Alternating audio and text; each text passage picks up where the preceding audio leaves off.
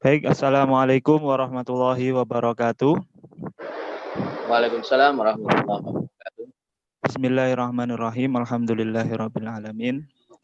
Allahumma shalli ala sayyidina Muhammad wa ala ali sayyidina Muhammad. Amma ba'du. Kepada yang terhormat Ustadz Khalili Hasib selaku Direktur Inpas dan pembicara kita pada kesempatan siang hari ini, dan kepada rekan-rekan semuanya yang mudah-mudahan senantiasa dirahmati oleh Allah Subhanahu wa taala.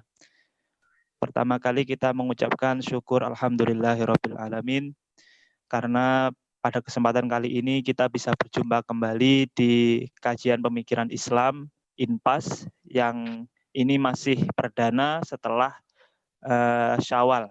Ya, setelah Syawal kita mulai kembali untuk kajian perdana hari ini. Berikutnya sholawat serta salam ucapan Allahumma sholli ala Sayyidina Muhammad kita haturkan kepada junjungan kita Nabi Muhammad SAW. Mudah-mudahan rekan-rekan semuanya, kita semuanya diberikan kemudahan oleh Allah untuk mengikuti ajarannya Nabi Muhammad. Baik rekan-rekan, alhamdulillahirrabbilalamin.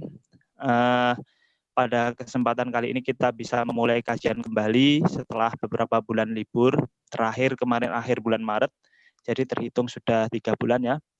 Dan alhamdulillah berkat pandemi ini kita malah menemukan satu ruang diskusi yang baru yang bisa menampung teman-teman para aktivis di pemikiran Islam ini lebih banyak dengan cakupan wilayah yang lebih luas. Kemarin saya cek, ini kalau biasanya kita hanya mengcover wilayah mungkin Surabaya, Sidoarjo, tapi berkat dengan teknologi ini alhamdulillah kemarin yang daftar dari berbagai wilayah di Indonesia, bahkan ada yang dari luar negeri juga, dilihat dari identitas nomor HP-nya kemarin.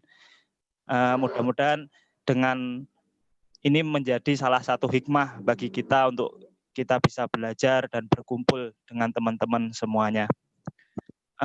Berikutnya, dari 9 seri kuliah pemikiran yang batch pertama ini, kita akan memulai pada siang hari ini dengan Ustadz Khalili Hasib, dengan materi yaitu Ihya Ulumiddin, strategi kebangkitan ilmu pengetahuan, seperti itu ya.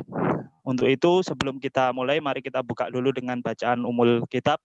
Mudah-mudahan kajian pada siang hari ini berjalan dengan lancar dan kita doakan para pengurus INPAS yang menyukseskan acara pada siang hari ini, khususnya para donatur INPAS, diberikan kemudahan oleh Allah dalam segala urusan, diberikan anak-anak yang soleh dan solehah, diberikan rezeki yang barokah, dan dimudahkan segala urusannya. Al-Fatihah. Bismillahirrahmanirrahim. Ar-Rahmanir-Rahim. Maliki yaumiddin. Iyyaka na'budu wa iyyaka nasta'in. Ihdinas shiratal mustaqim. Shiratal ladzina an'amta 'alaihim ghairil maghdubi 'alaihim waladdallin. Amin. Baik, untuk berikutnya kajian terkait dengan Ihya Ulumuddin.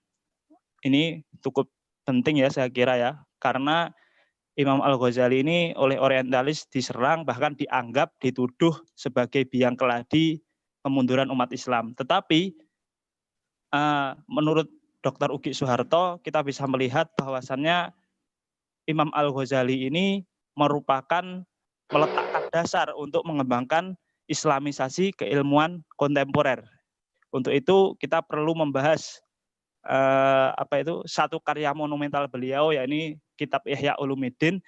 Bagaimana peran kitab ini untuk nanti bisa membangkitkan keilmuan kontemporer. Ini cukup penting untuk kita bahas sehingga kita nanti bisa menempatkan mempunyai pandangan yang tepat terhadap Imam Al-Ghazali, khususnya pada kitab Ihya Ulumiddin ini.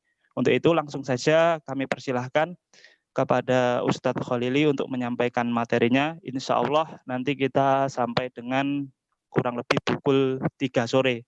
Untuk itu menyingkat waktu kami persilahkan dengan hormat kepada Ustadz Khalili. Monggo Ustadz. Assalamualaikum warahmatullahi wabarakatuh. Bismillahirrahmanirrahim. Alhamdulillahirabbil alamin. Wassalatu wassalamu ala asrafil anbiya wal mursalin. Sayyidina Muhammadin wa ala alihi wa sahbihi ajma'in. Subhanaka la ilma lana illa ma 'allamtana innaka antal alimul hakim.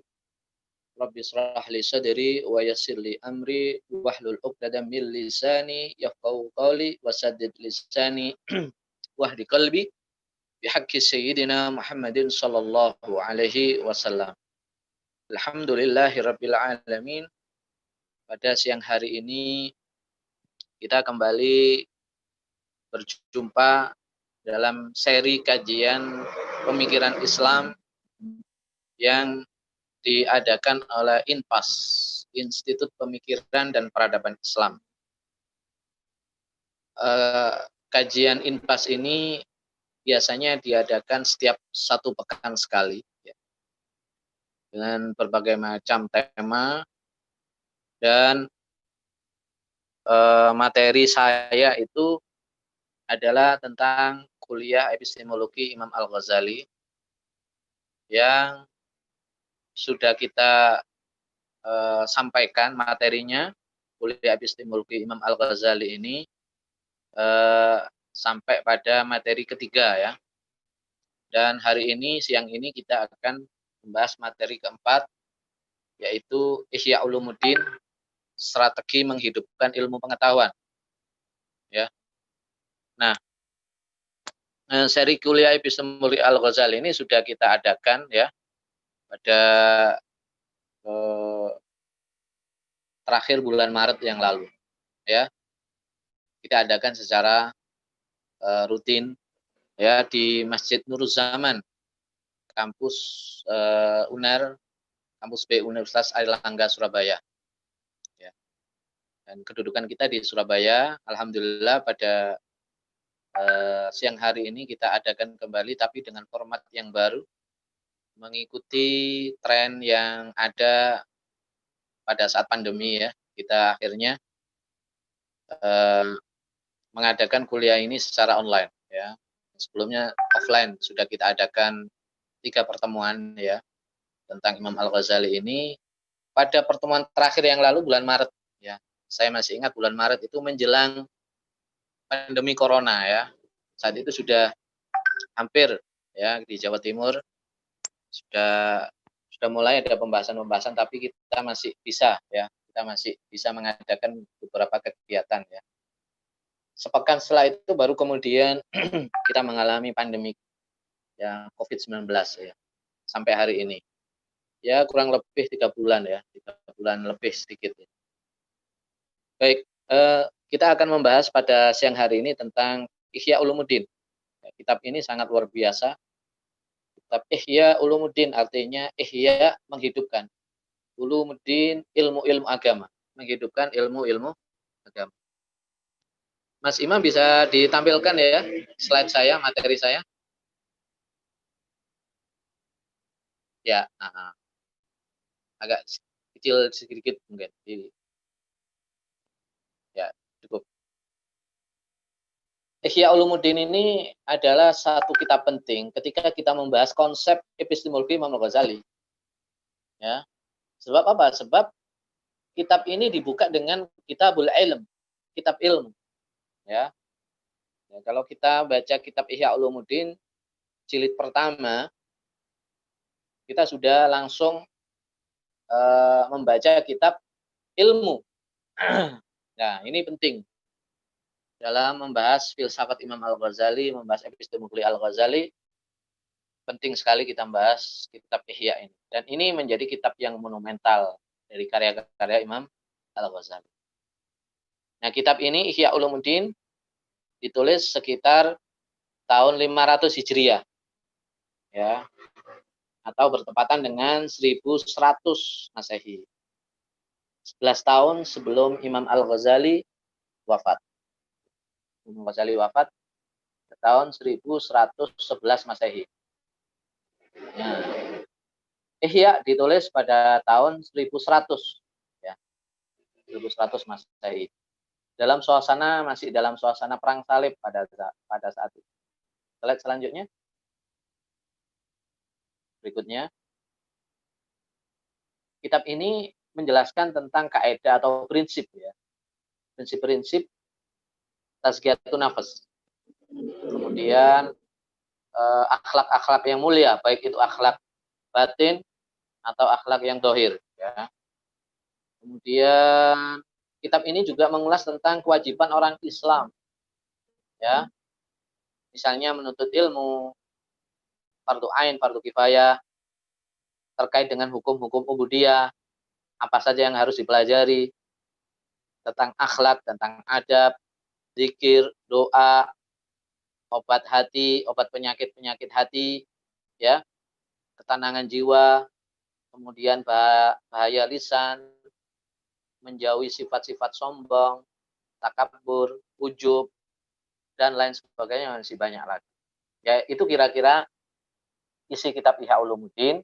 Jadi kesimpulannya kitab Ihya ini mencakup berbagai macam ilmu di situ. Ada ilmu fikih dibahas, kemudian ilmu kalam, ya, setelah bab Kitabul Ilm, Imam Ghazali melanjutkan dengan Qawaidul Aqaid. Kitabu Qawaidil Aqaid. Nah, tentang kaidah-kaidah dalam berakidah. Kemudian ilmu tasawuf, ilmu tazkiyatun nafas, akhlak, ya, dan masih banyak lagi, ya. Ilmu filsafat, ya, juga dibahas. Ilmu kalam, ya. Nah, ini manuskripnya. Ini manuskrip kitab Ihya Ulumuddin yang tersimpan di di Inggris, kalau nggak salah, di Inggris. Di satu museum, sebuah museum di Inggris, kitab Ihya Ulumuddin, ya.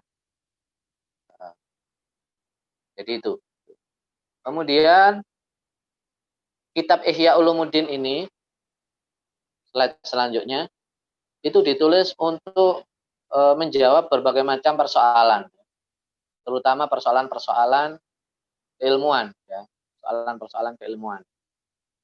Misalnya di dalam khutbatul kitab atau muqaddimatul kitab, dalam muqaddimah kitab Ihya Ulumuddin dikatakan, fa amma ilmu tariqil akhirah wa ma daraja alaihi salafus salih mimma samahu Allah subhanahu fi kitabi fikhan wa hikmah wa ilman wa diya'an wa nuran wa hidayatan wa rusydan faqad asbaha min bainil khalqi matwiyan wa sara nasiyan mansiya. Nah, ini latar belakang beliau menulis kitab Ihya Ulumuddin, ya. Jadi ilmu-ilmu tentang jalan akhirat itu disebut ilmu tariqil akhirah, ilmu menuju jalan akhirat. Antara lain untuk ilmu menuju jalan akhirat itu ya ilmu fikih, ilmu tasawuf, ya, dan lain-lain. Itu pada zaman Imam Al-Ghazali, ilmu-ilmu seperti ini maknanya terkubur, ya, atau maknanya telah disimpangkan, ya, sehingga ilmu menjadi dilupakan oleh manusia. Ya, konsep ilmu dilupakan oleh manusia pada zaman itu, ya. Misalnya Imam Al-Ghazali membahas fikih misalnya. Fikih itu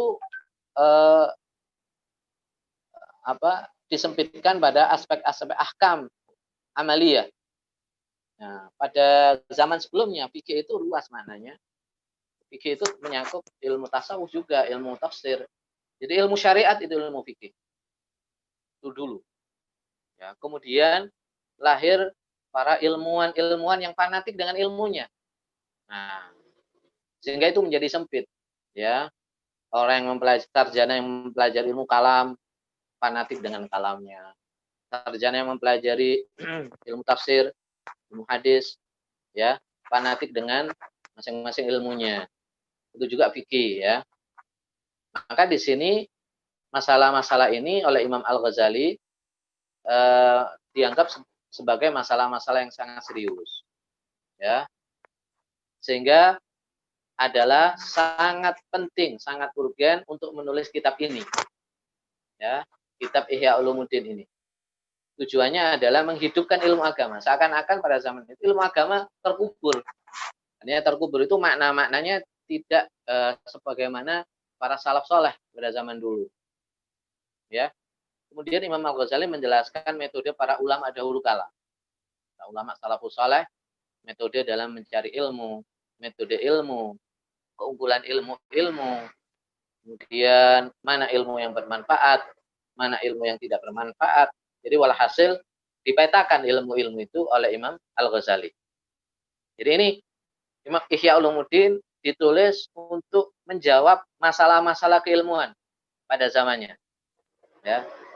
Jadi di zaman dulu sudah banyak sekali masalah-masalah ilmu sehingga memunculkan kelompok-kelompok ilmuwan atau sarjana-sarjana yang diantaranya Imam Al-Ghazali dalam Al-Munqidh Minadh Dhalal, juga dalam Ihya itu juga disinggung, ya. Ada golongan mutakallim, ada golongan batiniyah, ada golongan falasifah, ada golongan sufiyah. Nah, Imam Al-Ghazali ya membagi 4 tipologi ilmuwan ini. Kemudian Imam Al-Ghazali sebagaimana dalam Al-Munqidh Minadh Dhalal, beliau menulis autobiografinya. Bagaimana perjalanan beliau mencari hakikat, mencari jalan kebenaran, thalabul haq. Ya. Apa sih kebenaran hakikat itu? Ya. Kemudian Imam Al-Ghazali mempelajari ilmu kalam. Ya. Kemudian menjelaskan metode-metode ilmu kalam. Nah, salah satu itu semua Imam Al-Ghazali mengkritik para ilmuwan-ilmuwan pada zaman itu, ya. Mutakallimun misalnya dikritik, wa hum yad'una annahum ahlur ra'yi wan nadhar. Mereka adalah mengaku sebagai orang yang ahli dalam berpikir dan bernalar. Ya, slide selanjutnya, Imam. Slide nomor 3, Imam ya. Nah, 4 tipologi ilmuwan. Jadi mereka karena ilmu kalam ini ilmu penalaran kan. Ya. Kemudian kelompok batiniyah, yaz'umuna annahum ashabut ta'lim al-makhsusuna bil iktibasi minal imamil ma'sum. Ini pecahan dari kelompok Syiah. Ya, masing-masing ini fanatik dengan kelompoknya, dengan ilmu yang mereka pelajari. Nah, batiniyah ini pengaruhnya pada saat itu cukup besar ya, sehingga Imam Al-Ghazali sampai menuliskan, menjelaskan. Batiniyah itu adalah kelompok-kelompok ahlu taklim disebut. Ya, ahlu taklim. Ya. Al-makhsusuna wal makhsusuna bil iktibas minal imamil ma'sum. Jadi ilmu itu dianggap sah. Nah, menurut kelompok batiniyah, ilmu itu dianggap sah apabila ilmu itu berasal dari imam mereka yang maksum. Ya. Dimankulkan, ditransmisikan dari imam mereka yang maksum. Nah, ini kalau ilmu itu tidak ditransmisi dari imam yang maksum, maka ilmu itu tidak sah. Tidak diakui. Itu kelompok batiniyah. Al-imam al-maksum. Ya, ini istilah khas dalam Syiah kan. Kemudian falasifah, kelompok falasifah. Hum yaz'umuna annahum ahlul mantiq wal burhan. Mereka ini mengaku sebagai ahli berlogika dan ahli berargumentasi. Ahli berargumentasi, ahli mantik, ahli berlogika. Ya, mereka ini mengaku orang yang paling pintar lah. Nah, itu dijelaskan oleh Imam Ghazali, mereka ini mengaku paling pintar. Manusia paling pintar ya para filosof. Itu pengakuan mereka, pengakuan para ahli falsafah. Yang lainnya kurang pintar katanya begitu.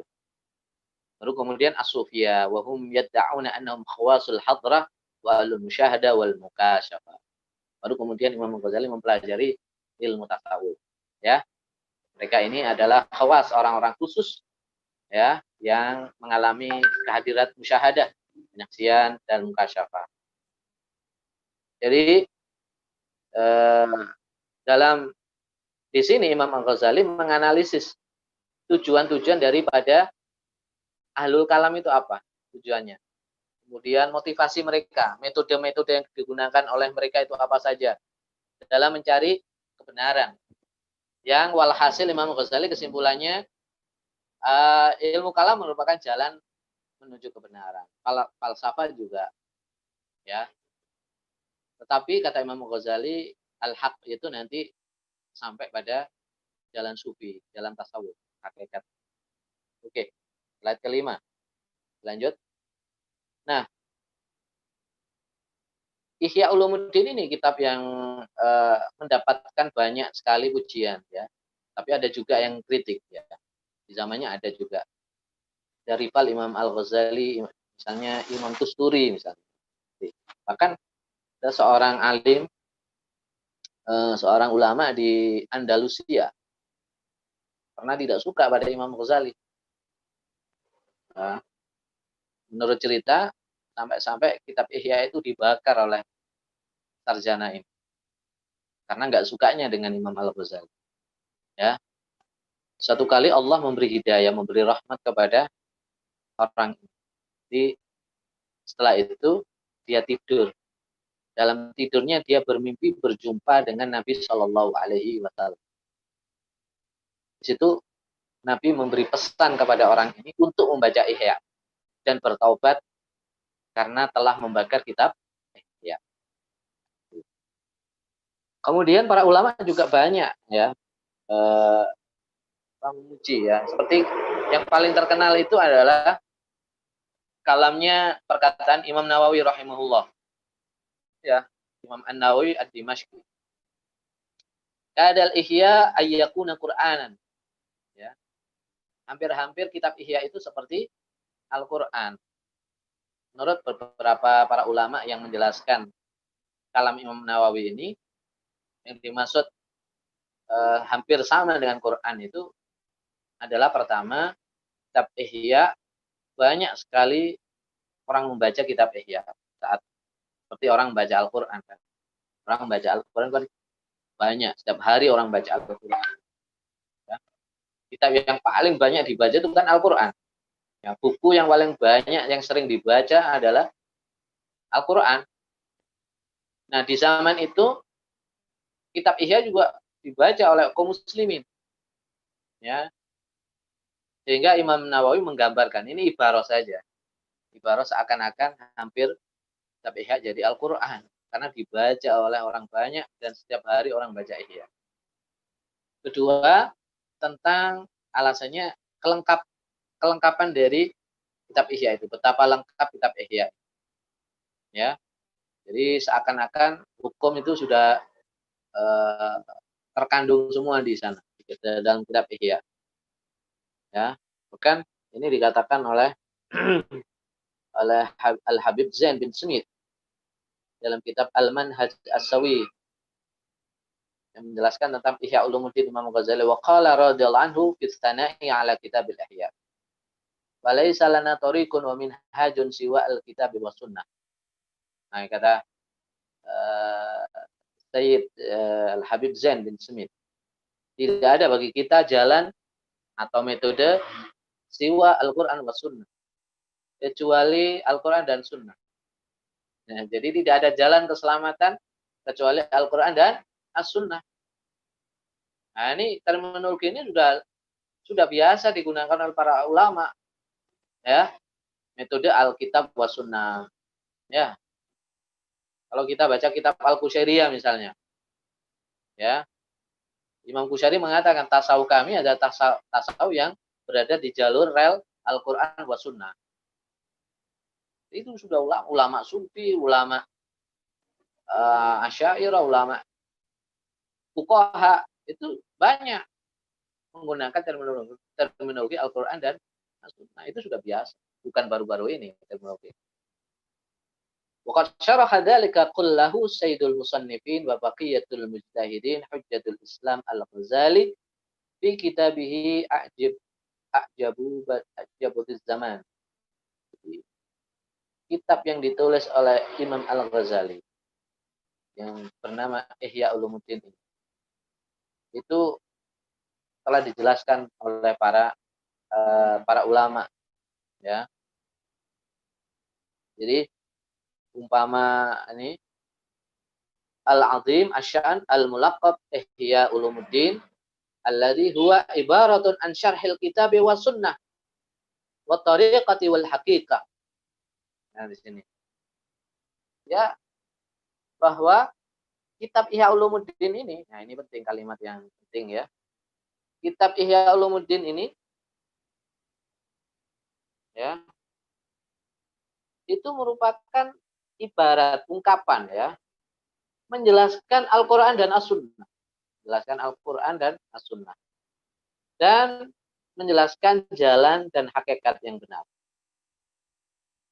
Kata beliau, walau ba'athallahul mauta lamma awsaw al-ahya illa bima fil ihya wa ashhadu billahi sirran wa alaniyatan anna man tala al-ihya kana minal muhtadin.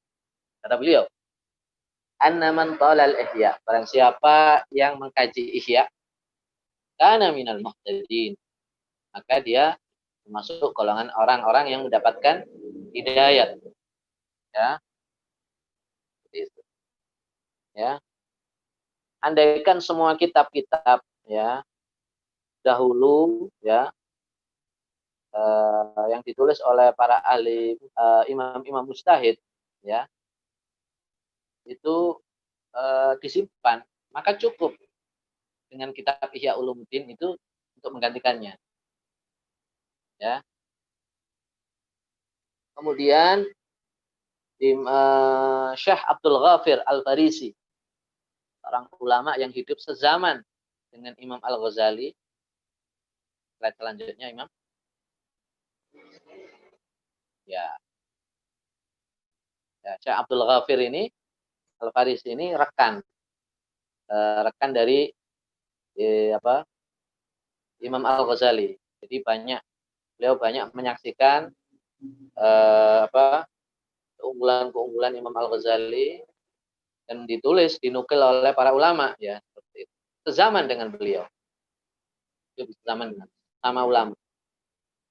Kata beliau, Ihya Ulumuddin termasuk karya yang masyhur Al-Ghazali yang belum tertandingi, ya. Innahu min tasanifihi al-masyhura allati lam yusbaq ilaiha. Belum tertandingi sampai sekarang, ya. Itu kata Abdul Ghafir, ya, beliau rekan Imam Ghazali, sama-sama murid dari Imam Haramain, Imam Juwaini. Kemudian ulama kontemporer, Qala al-Ustadz Abdul Hasan An-Nandawi, ya, seorang ulama dari India, Abdul Hasan An-Nandawi. Kali karya-karyanya, ya, tentang persoalan-persoalan kontemporer banyak sekali. Abdul Hasan An-Nandawi. Itu komentar tentang kitab Ihya Ulumuddin. Wa ka'annal musannif ay al-Ghazali awal ayyakuna hadzal kitab kamursyid wa murabbin maghniyan an ghairihi. Seakan-akan Imam Al-Ghazali berusaha menjadikan kitab ini, kitab Ihya Ulumuddin ini, bagaikan seperti mursyid yang bisa memberi petunjuk, bimbingan, dan murabbi yang mendidik, ya, sehingga seolah-olah yang lain tidak diperlukan, seakan-akan begitu. Itu untuk menjelaskan betapa kandungan Ihya itu sangat lengkap, ya. Qa'iman maqam al-maktabah al-islamiyah, kata Abdul Hasan An-Nandawi. Jadi kitab Ihya ini berdiri tegak seperti perpustakaan Islam. Masya Allah, ya. Apa saja ada di situ, bab apa saja ada, kata Abu Hasan An-Nandawi. Kitab ini berisi akidah.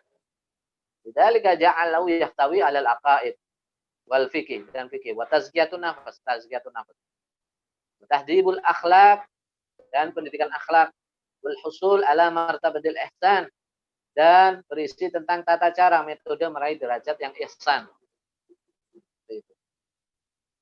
Kemudian, nah ini Syekh Saleh Ahmad Asyami yang menulis kitab Al-Imam Al-Ghazali Hujjatul Islam wa Mujaddidu Al-Mi'ah Al-Khamisah. Nah, itu sudah ada terjemahnya, kitab dalam bahasa Indonesia sudah ada terjemahnya. Jadi cari itu kitab Saleh Ahmad Asyami, biografi Imam Ghazali, Mujaddid abad ke-5 Hijriah. Nah, itu gelar itu terutama banyak dari kalangan para ulama. Imam Suyuti menulis kitab, ya.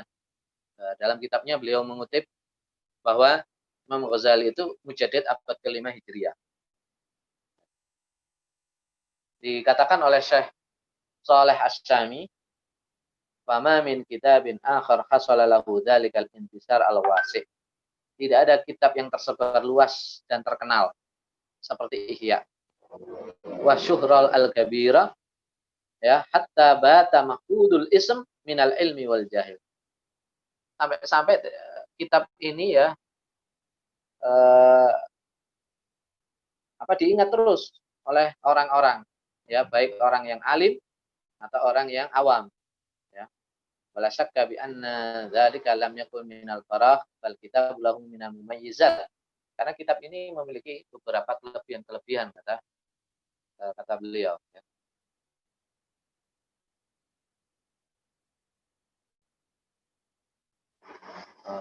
Kemudian slide selanjutnya, nah, kita masuk ke kitab Ihya dulu, ya.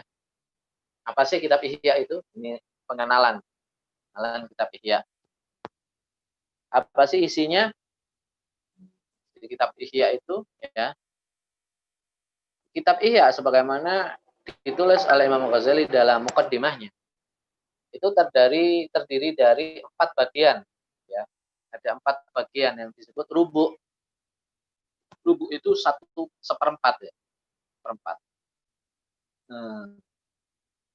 Ada 4 rubu', ya. 4 struktur rubu' kitab Ihya. Ya. Ada rubu' al-ibadah, ada rubu'ul adat, ada rubu'ul muhlikat, dan terakhir rubu' al-mujiyat. Ya, ini strategi beliau. Jadi 4 struktur. Ya, isinya 4 bagian ini. Apa saja tiap rubu' itu?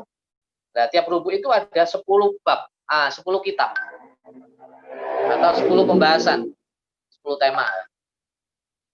Jadi setiap rubu' ada 10 tema. Berarti ada berapa tema dalam? Iya. Kalau 1 itu 40, ya. Luar biasa.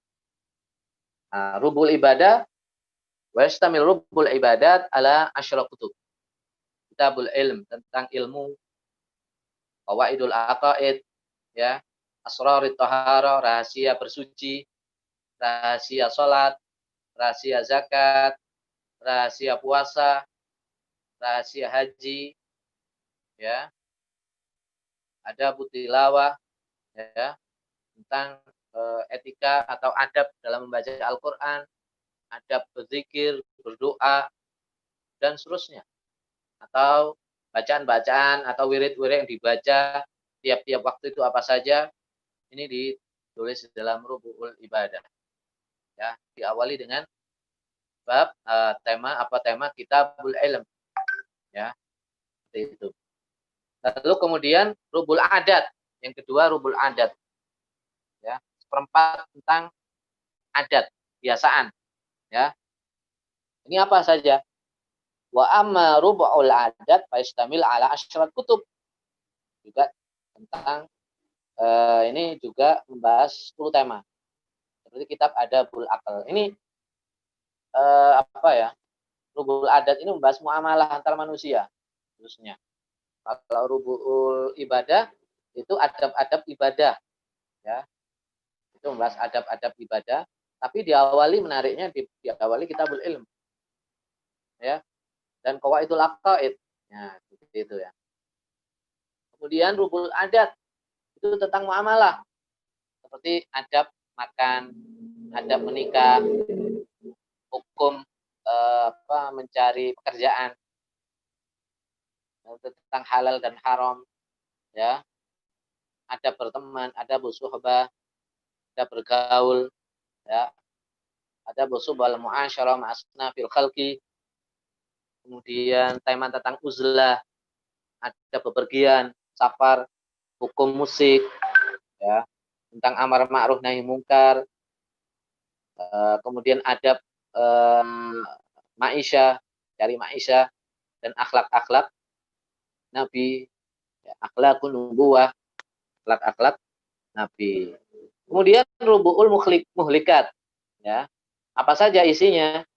Isinya adalah sesuai dengan namanya muhlikat, ya. Sesuatu yang merusak, ya. Sesuatu yang membinasakan, itu namanya muhlikat, ya. Apa saja? Ini berisi tentang perbuatan tercela, ya. Kemudian Imam Ghazali menjelaskan hakikat-hakikat perbuatan tercela itu masing-masing dengan dalil Al-Qur'an, dalil hadis, ya, seperti itu. Seperti ini, wa amma rubul muhlikat fa yastamil ala asyrat kutub. Kitab Syarh Ajaibil Qulub, Ya, kitab mensyarat tentang keajaiban hati.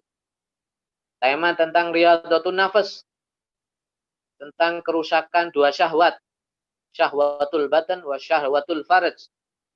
Nah, ini syahwat perut dan syahwat farji, kelamin apa kemaluan ya. Wa kitab afatil lisan, tema tentang kerusakan bahaya lisan, bahaya marah, hasud, ya dengki, kemudian tercelanya dunia, harta, kemudian kikir, cinta dunia, cinta kedudukan, riya, sombong, ujub, dan gurur, tertipu.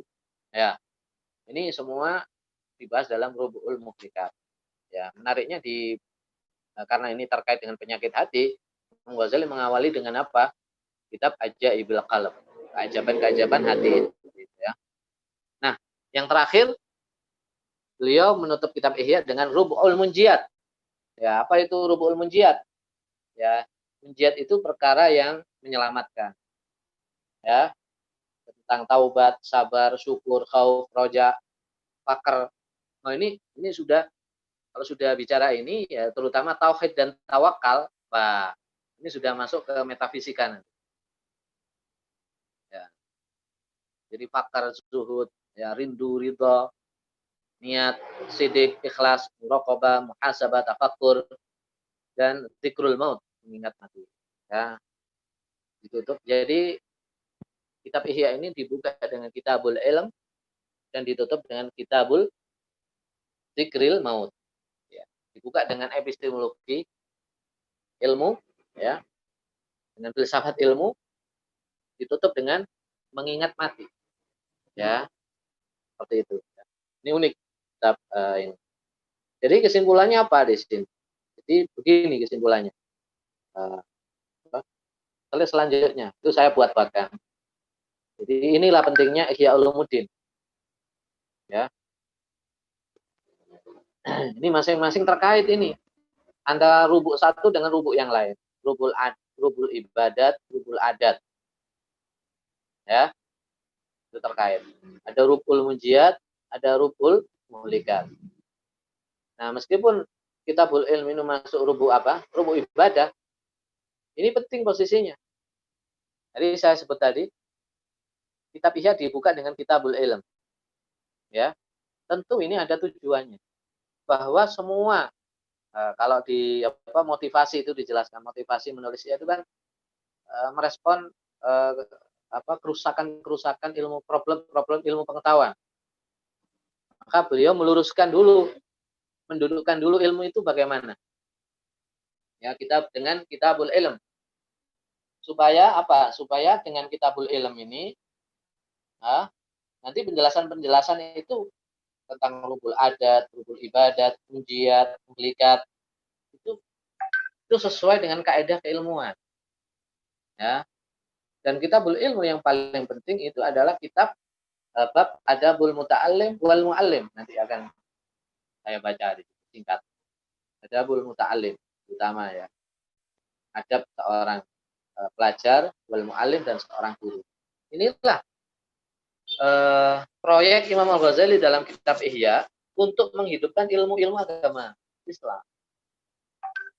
Jadi proyeknya adalah diawali dengan mendudukan ilmu melalui pentingnya ilmu, memetakan ilmu, derajat ilmu, ya. Kemudian taksimul ilm, pembagian ilmu, ya. Kemudian bagaimana mencari ilmu, ya. Itu dijelaskan semua. Sehingga di sini ya kita bisa buat peta ilmu, ya. Jadi ada ilmu syariah, ada ghairu syariah, Imam Ghazali seperti itu ya. Ya, ilmu syariah ini ilmu-ilmu yang diwariskan oleh para nabi. Ada rukun Islam, rukun iman, ya. Fardu ain sifatnya. Ini fardu ain. Ya, seperti itu. Ya, itu singkatnya. Nah, yang paling penting adalah ilmu yang fardu ain. Ilmu yang wajib secara umum. Itu dalam Minhajul Abidin halaman 18. slide selanjutnya. Ya. Nah, ilmu yang wajib secara umum ya.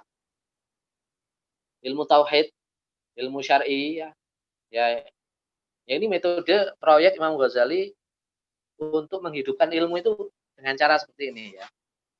Ilmu tauhid itu antara lain ilmu usuluddin, ilmu pengetahuan yang dengannya agama menjadi terjaga. Jadi yang pertama, sebelum seorang manusia itu mempelajari ilmu-ilmu apapun, maka penting untuk apa? Untuk ini, untuk menguatkan ilmu tauhidnya, kata beliau. Karena itu menjadi landasannya, menjadi landasan semua ilmu. Kemudian ilmu syariah, ya, rukun iman, rukun Islam, fikih, akhlak, dan seterusnya. Nah, ini ilmu sir, ilmu hati, ya, ilmu rahasia. Karena nggak terlihat ikhlas. Ikhlas itu nggak terlihat. Kemudian tawakal, sabar, dan seterusnya. Nah, ini apa sesungguhnya yang diinginkan oleh Imam Al-Ghazali? Sesungguhnya yang diinginkan Imam Ghazali adalah mengembalikan ilmu itu pada tempatnya. Jadi, supaya ilmu itu menjadi normal kembali. Jadi meletakkan tauhid dengan cara apa? Meletakkan tauhid dan tasawuf sebagai landasannya. Dan juga sebagai motor ilmu pengetahuan. Jadi tauhid dan tasawuf sebagai landasan sekaligus sebagai motor ilmu. Ya. Nah, kalau nggak ada motor itu mesin ya. Suatu nggak ada mesin, pesawat nggak ada mesinnya, mobil nggak ada mesinnya, nggak bisa jalan. Bisa jalan tapi terseok-seok. Nah, begitu pula ilmu. Ilmu kalau nggak dilandasi tauhid, tidak dilandasi oleh tasawuf, nggak jalan ilmu itu. Kalaupun jalan pasti terseok dan jatuh atau menyimpang atau keliru. Karena kehilangan motor, nggak bisa jalan. Atau mesinnya diganti, motornya diganti dengan yang lainnya. Ilmu tauhid, tasawuf diganti dengan yang lainnya, misalnya seperti itu. Nah, sehingga di sini tauhid itu menjadi the mother of science, istilahnya begitu kan. Umul ulum, ibunya ilmu-ilmu pengetahuan. Nah, selanjutnya, nah kitab Ihya ini kalau kita telaah ya, ada alur tertentu kitab Ihya ini. Jadi menganut alur tertentu. Contoh misalnya, dibuka dengan Kitabul Ilm dan Kitabul Qawaidil Aqwaid. Coba. Ya. Jadi apa maksud ini? Maksudnya adalah untuk supaya pondasi seseorang itu dalam berilmu itu kuat, kokoh. Nah, pengokohan pondasi itu dengan konsep ilmu yang baik, ya, konsep ilmu yang benar, dan dengan akidah yang benar. Nah, jadi berarti apa? Konsep ilmu dan akidah ini pondasi. Pondasi pertama untuk apa? Untuk mengembangkan ilmu pengetahuan. Ya. Maka sekarang ini, kalau sekarang dalam konteks sekarang banyak problem-problem keilmuan misalnya ya. Filsafat barat, epistemologi sekuler, epistemologi modern ini ya harus kembali dengan konsep ilmu Islam yang baik, yang benar. Ya, itu harus menjadi landasan dulu. Itu diuraikan dulu sebelum bicara yang lain. Kalau orang itu bicara yang lain, taruhlah bicara fikih, bicara hadis, bicara tafsir misalnya. Tapi konsep ilmunya ini, metode ilmunya ini tidak tepat, maka penafsiran-penafsiran tentang fikih itu menyimpang. Maka penafsiran-penafsiran terhadap hadis itu bisa keliru. Gara-gara fondasinya yang masih rapuh. Kemudian kembali pada pembiasaan yang baik. Nah, ini ya. Makna, hakikat dan rahasia ubudiyah dan muamalah. Nah, supaya orang itu menjadi orang yang baik, Ini kan dikatakan beliau tujuannya Thoriqul Akhir kan. Makanya kitab terakhir itu ditutup dengan kitab Dzikril Maut. Jadi mengajak orang untuk mengingat mati, bahwa kita itu semua akan ke sana. Maka untuk ke sana, setelah pondasi ilmu itu benar, maka harus ada amalan-amalan yang benar juga. Seperti itu. Ubudiyah, muamalah, ya. Ini ilmu muamalah ini. Kemudian jangan lupa hati kita itu harus dibersihkan dulu. Juga dibersihkan, ya. Jadi identifikasi masalah dengan penyakit hati. Jalan keluar dari masalah, meningkatkan kualitas makom spiritual manusia. Nah, seperti itu. Itu seperti dibahas di Rub'ul Munjiat. Nah, jalan keluarnya di Rub'ul Munjiat. Rub'ul Munjiat itu kalau boleh disimpulkan, ya, Rub'ul Munjiat itu ya ini jalan keluar dari masalah, ya, untuk meningkatkan kualitas makom spiritual manusia. Diawali dengan taubat. Ya, semua orang harus bertaubat. Penuntut ilmu, guru, semua harus taubat. Itu ajakan Imam Ghazali. Mari kita bertaubat. Taubat itu ya kesalahan-kesalahan kita. Taubat juga pikiran-pikiran yang salah harus dikoreksi dulu juga, ya. Itu juga bertaubat. Sehingga puncak Ihya Ulumuddin itu kebahagiaan abadi, as-sa'adah al-abadiyah. Itu puncak. Apa sih as-sa'adah al-abadiyah? Ya, kebahagiaan nanti di akhirat. Nah, ini dibuka dengan kitab ilmu, ya. Ditutup dengan zikrul maut, ya. Nah, gitu ya. Nah, kitab Ihya Ulumuddin yaitu menjelaskan, ya, jalan mencapai kebenaran, ya, jalan mencapai kebenaran. Imam, ya, halo Imam. Pak Ariha, halo, masih ada Ariha dan Imam? Ya, halo. Ya, halo. Bagaimana, Ustaz? Ariha bisa nggak baca Arabnya? Coba dibaca.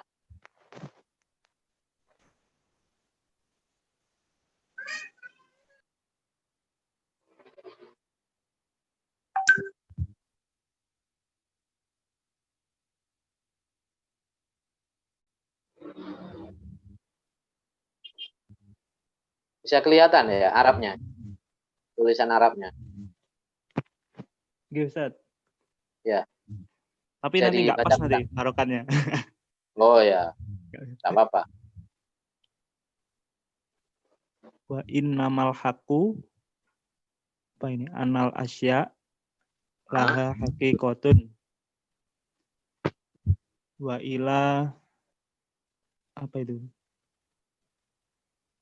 Darkiha tariqun wa fi qaumil bashari qawamil bashar qaumal bashar sulukun zalika tariqi lausodiki sadafa marsodal mursyidan lausodafa mursidan bashiron. Iya, 80%. Alhamdulillah. Ya, jadi ini dalam kitab Mahkun Nadhar, ya. Sesungguhnya bahwa segala sesuatu mempunyai hakikat, kata Imam Ghazali. Semua punya hakikat. Ya. Nah, untuk mencapai ke hakikat itu ada jalannya. Ya. Ada jalannya. Untuk mencapai hakikat itu ada jalannya. Wa ila darkiha tariqun wa fi qawamil bashar suluku dzalika tariq. Mencapai hakikat itu ada jalannya dan manusia memiliki potensi. Ada kuah. Manusia itu punya potensi untuk mencapai kebenaran hakikat itu. Ya, bisa manusia mencapai hakikat, bisa. Tapi ada jalannya. Nah, inilah yang dijelaskan oleh Imam Ghazali dalam mencapai kebenaran al-haq. Dan al-haq itu ada gradasinya, apa istilahnya, ada darajatnya, degree-nya. Dan Allah Subhanahu wa taala adalah al-haq yang paling tinggi, yang paling puncak mutlak. Kebenaran yang paling tinggi adalah Allah Subhanahu wa taala. Gitu ya. Inilah yang dijelaskan oleh Imam Al-Ghazali, ya.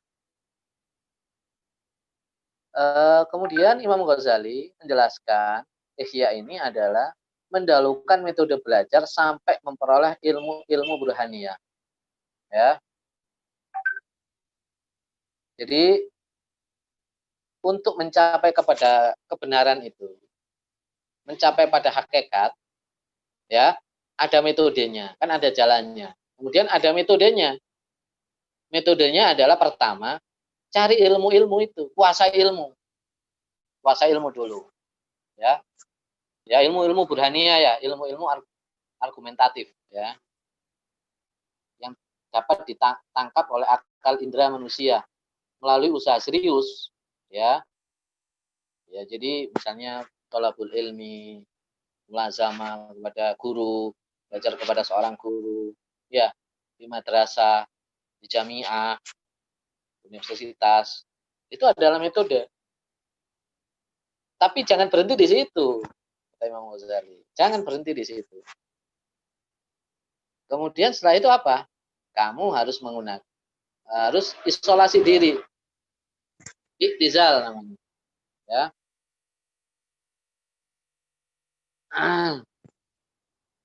Fa'idha hasala dzalika ala qadri imkani hatta lam yabqa ilmu min jinsin hadil ulum, ya, fala ba'sa ba'dahu ay yu'athir al-iktizal an hadzal khalqi. Jadi iktizal, isolasi, mengisolasi diri. Dari apa? Dengan tawajuh kepada Allah, menghadap Allah, dan berpaling dari dunia. Jadi itu metodenya. Makanya orang belajar itu, kata Imam Syafi'i, pergi jauh di situ. Tinggalkan keluarga, ya, supaya bisa betul-betul iktizal, isolasi diri, berpaling dari dunia. Karena bisa konsentrasi di situ. Setelah itu bersihkan diri, bersih diri, ya, sehingga barangkali terbuka perkara yang sebelumnya kabur, dengan menyibukkan dengan amal-amal perbuatan yang baik. Jadi dengan sibuk dengan amal-amal yang baik, ya, amal-amal soleh, ya, semua sunnah dilakukan, ibadah-ibadah sunnah semua dilakukan, setiap hari baca istighfar, taubat, dan seterusnya, ya, sampai betul-betul hati bersih. Nah, Allah akan memberi petunjuk di situ nanti. Kalau Allah menghendaki. Kalau Allah nggak menghendaki, paling tidak itu akan menjadi perilaku yang baik. Ya, seperti itu. Nah, untuk mencapai ke sana, Ihya dalam juz 1 dijelaskan ini. Caranya adalah dengan cara ada tata caranya, ada tata tertibnya. Ada tata tertib orang mencari kebenaran. Ya, ini salah satu, kan jalan kebenaran itu bisa diraih.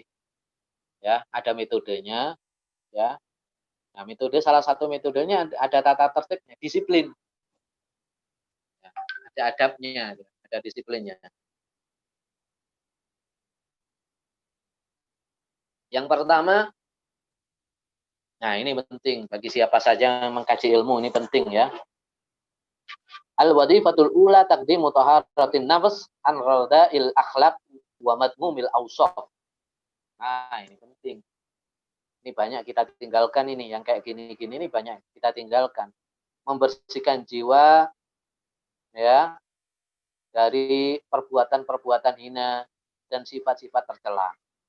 Ini wajib hukumnya bagi siapa saja mempelajari ilmu. Apalagi kita yang sedang mempelajari ilmu syariat, ini pertama dan utama. Ya, kalau orang sedang belajar itu sedang mempelajari ilmu, tapi dia hatinya kotor, dipastikan dia tidak berhasil atau ilmunya jadi tidak bermanfaat. Ya, jadi harus dibersihkan dulu jiwanya. Ini penting karena ini menentukan cara atau pandangan hidup. Ya, bagaimana dia berakhlak yang baik seperti itu. Ini penting. Dari sifat-sifat yang tercela, bersihkan semua sifat-sifat tercela. Kenapa? Idza al-ilm ibadatul qalb. Karena apa? Ilmu itu adalah ibadah hati. Ya. Seperti gini ya, seperti kita mau sholat. Ya. Sholat kita harus membersihkan diri kan. Apa yang harus dibersihkan? Dengan cara wudhu. Dari najis-najis yang nempel ke kita atau najis-najis yang nempel ke tempat sholat. Bersihkan dulu. Kalau kita sholat pakai baju yang najis, kemudian tempat sujud, tempat sholat kita najis, sah apa tidak sholat? Tidak sah. Begitu pula kita menuntut ilmu. Kita menuntut ilmu, hati kita kotor, perilaku kita jelek, hina. Sah nggak ilmu kita? Bisa nggak ilmu kita peroleh? Tidak bisa kita peroleh. Jadi seperti itu ya. Jadi kalau manusia itu sibuk dengan membersihkan jasadnya, maka dia harus juga bersibuk dengan membersihkan apa? Hatinya. Ruhaninya juga harus bersih. Itu yang karena ini akan mengundang petunjuk. Kalau orang itu hatinya kotor, perbuatan-perbuatannya tercela, tidak ngundang hidayat, tidak ngundang rahmat dari Allah Subhanahu wa taala. Enggak, hakikat itu mungkin dia pintar, hafal, pintar ngomong, pintar berdebat. Ya, berdebat itu sudah, kitab-kitab itu sudah keluar semua, buku keluar semua. Ya, perpustakaan itu keluar semua, tak halamannya, tak judulnya. Ya. Tapi nggak manfaat. Ilmu itu nggak bermanfaat bagi. Artinya nggak bermanfaat apa? Dia tidak akan berada pada jalan kebenaran. Ya, stagnan terus. Dia itu diceritakan oleh ada orang ahli filsafat suka berdebat, ahli kalam suka berdebat. Ya tiap hari itu debat, pekerjaannya itu debat terus debat. Kalau nggak berdebat cari lawan debat. Ketemu siapapun itu akan didebat. Pekerjaannya seperti itu. Jadi amalnya ibadahnya itu sedikit, debatnya yang banyak. Nah, begitu. Makanya dalam beberapa aspek Imam Ghazali melarang itu. Dalam beberapa aspek gitu ya. Karena ilmu itu pada hakikatnya ilmu adalah keselamatan ya. Bukan untuk kebanggaan. Yang kedua, ya ini tata tertib dasar ini. Kalau dasarnya itu sudah salah, dasarnya itu sudah nggak benar, maka seterusnya akan nggak benar gitu. Kemudian tata tertib yang kedua, ya disiplin yang kedua, yuqallil alaqa minal istighal bidunya. Nah ini, meminimalisir perkara-perkara yang berkaitan dengan kesibukan duniawi. Makanya ulama-ulama dulu itu kan pergi jauh, Imam Syafi'i pergi jauh, Imam Ghazali pergi jauh, meninggalkan tanah air, tanah kelahirannya, rumahnya, ya. Wa yab'ud anil ahl wal watan. Nah ini, jauh dari keluarga dan tempat tinggal. Nah itu. Ya kalau cari ilmunya itu tinggal sama orang tua, ya. Itu kalau anak-anak ya biasanya ya akhirnya manja dan sebagainya. Ya. Pasti ada saja kesibukan-kesibukan di luar menuntut ilmu. Ini supaya untuk konsentrasi, ya. Kemudian yang ketiga, disiplin yang ketiga, alla yatakabbar alal ilm. Ya, wala yata'ammar alal muallim. Ya. Jangan sombong. Orang menuntut ilmu itu jangan sombong. Jangan sekali-kali sombong terhadap ilmunya. Ya. Orang sombong itu tanda ketidakngertian sebetulnya. Ya. Kalau orang itu serius belajar, dan memahami hakikat, dia akan terus merasa semakin mendalam, dia merasa kecil. Dia merasa karena temuan-temuannya itu banyak.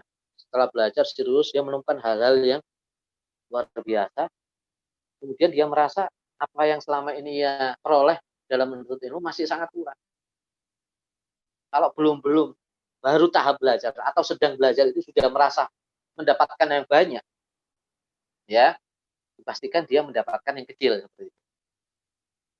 Karena hakikat itu dalam, banyak, ilmu itu sangat dalam, lebih dari itu. Kalau dia sudah merasa mendapatkan hal yang banyak dan itu diungkapkan, maka sesungguhnya itu tanda, sebetulnya itu tanda orang tersebut mendapatkan yang kecil dari yang banyak. Itu kecil. Meskipun dia pintar ngomong, meskipun dia pintar menulis misalnya, meskipun pintar berdebat, itu bukan ukuran. Bukan ukuran seseorang itu menguasai ilmu. Ya, bukan ukuran. Bukan ukuran seseorang menguasai ilmu pengetahuan. Nah, itu jangan sombong. Yang ketiga, yang keempat ya, tata tertibnya al-wadhifatur rabi'ah ayahtariz al-qa'id fil ilmi fi madal amri anil isra ila ikhtilafin nas.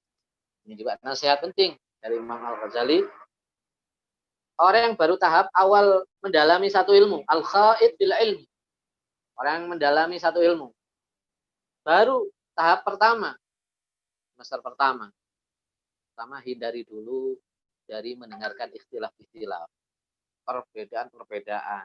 Jangan dulu. Gitu. Jangan dulu. Itu nanti pasti akan menemukan perbedaan-perbedaan. Yang penting konsen dulu apa yang diajarkan oleh guru, itu aja. Ya. Ya, misalnya dalam bidang fikih, ya. Dalam bidang fikih. Ya salah satu mazhab dulu. Kalau Maliki, ya Maliki dulu. Ya. Bolehlah tahu perbedaan itu, tapi jangan terlalu mendalam. Artinya seperti itu. Ya. Al-isgha ila ikhtilafin nas, terlalu mendalam. Ya, terlalu dalam mengetahui, mempelajari, mendengarkan.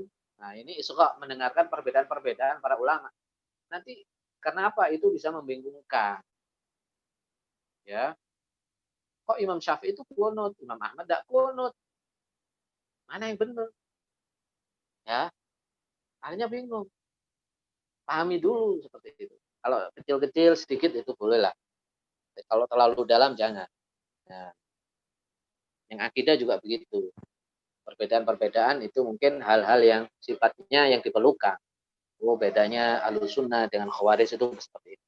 Dengan Mu'tazilah perbedaan pokok. Tapi jangan terlalu mendalam, itu nanti. Ya, misalnya dalam fikih ya Imam Syafi'i, Imam Malik. Maliki ya Maliki dulu. Nanti kalau sudah khatam madhab Malik, pelajari yang lain, madhab yang lain. Gitu. Supaya nggak bingung nanti. Ya, karena akal kita terbatas. Umur kita pendek. Umur kita terbatas. Akal kita terbatas. Ilmu tidak terbatas. Nah, seperti itu ya. Dengan ilmu tidak terbatas, waktu kita terbatas, maka alangkah baiknya kita fokus dulu. Manfaatkan waktu itu sebaik-baiknya. Itu kira-kira nasihat dari beliau. Kemudian al-wadhifatul khamisah, ya. Tidak meninggalkan satu subjek ilmu dan satu macam ilmu kecuali setelah ia berhasil mendalami sampai tahap paham dan tujuan serta puncak ilmu tersebut. Nah, ini juga jangan buru-buru lah istilahnya, atau jangan tergesa-gesa. Biasanya penyakitnya teman-teman yang menuntut ilmu itu nggak sabar kan. Saya sering sampaikan itu ketidaksabaran. Orang mempelajari ilmu itu harus sabar. Ya, kita belum khatam itu sudah bosan. Memang ada fase-fase nanti itu kita mengalami satu fase kebosanan. Ya, seperti itu. Makanya itu harus disiasati dengan metode belajar yang tidak membosankan. Ya, ada fase itu. Tapi tidak boleh ketika itu kita mundur, kemudian ganti kitab yang lain, ganti ilmu yang lain. Jangan. itu nanti menjadi gado-gado nanti, apa istilahnya. Ya kalau makanan gado-gado kan enak.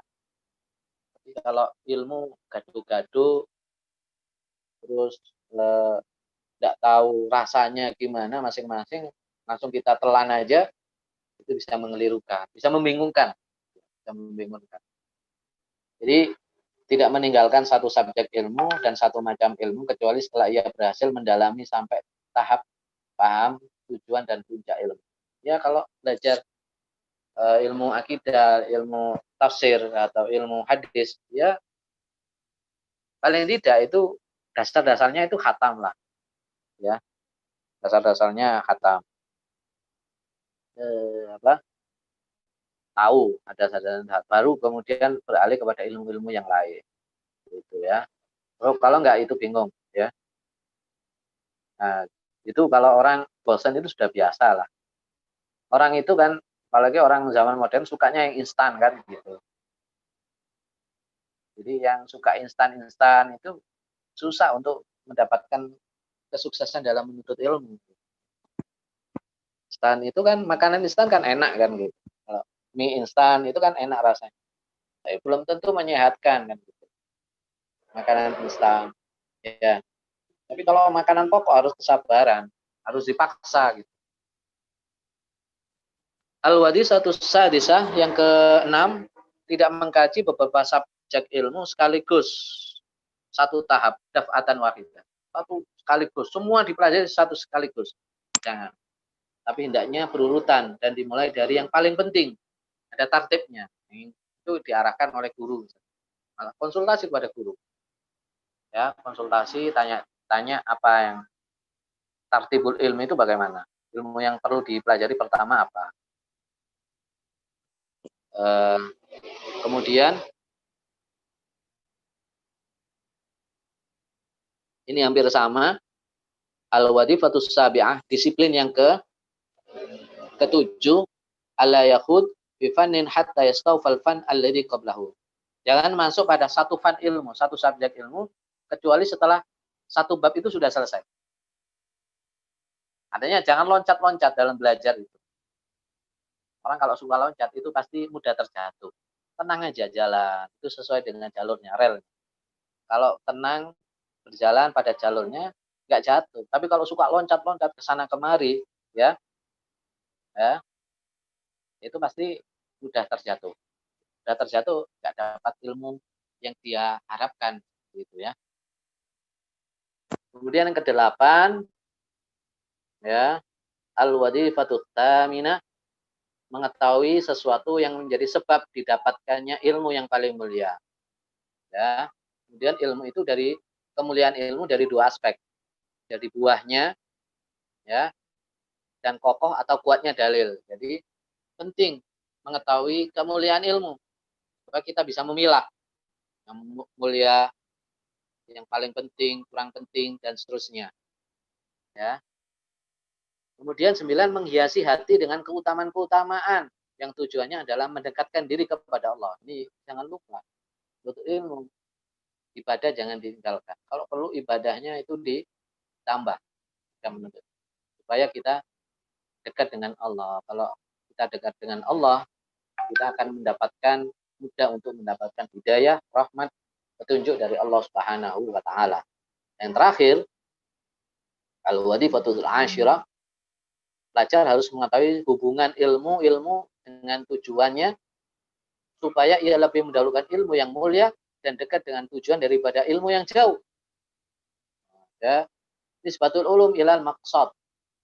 Ya, lebih mendahulukan ilmu yang penting daripada ilmu yang tidak penting. Kira-kira ilmu yang penting bagi dia apa di situ?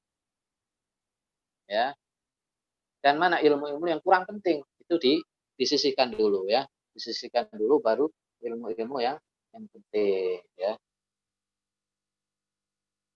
Barangkali sampai di sini mungkin ada diskusi ya.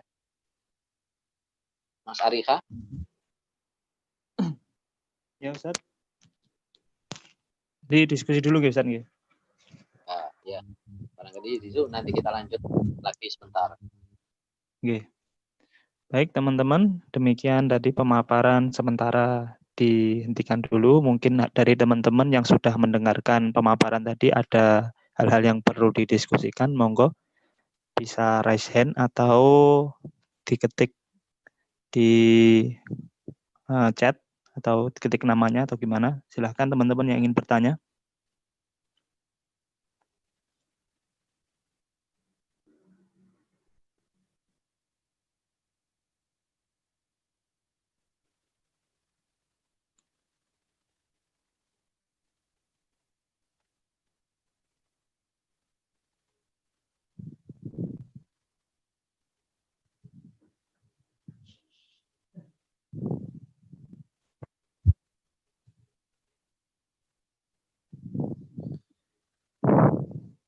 Gimana teman-teman? Apakah ada yang ditanyakan dari pemaparan tadi?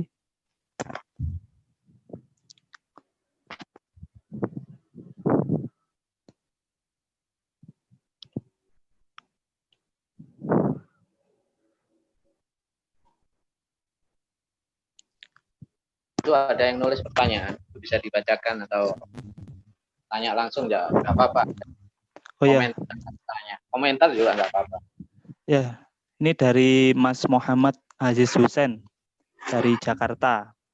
Bertanya bagaimana dengan keadaan saat ini yang dalam satu semester kuliah misalnya harus mengambil lebih dari satu subjek ilmu gitu mungkin ya. Mana? Ilmu apa itu?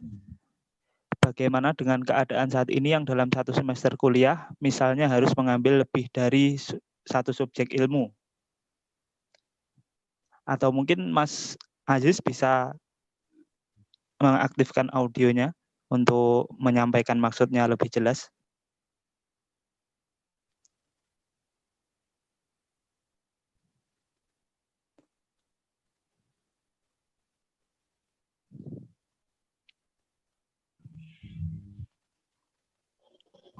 Tes.